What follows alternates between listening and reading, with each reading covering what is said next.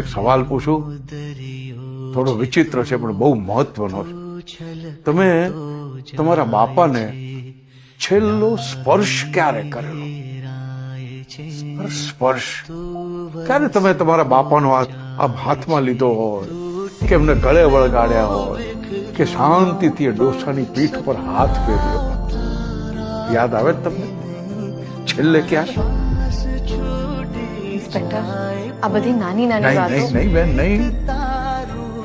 આ નાની વાત નથી.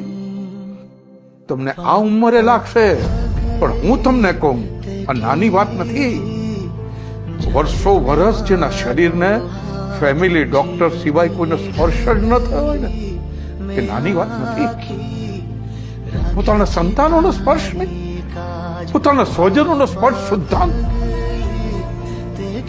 નાની વાત.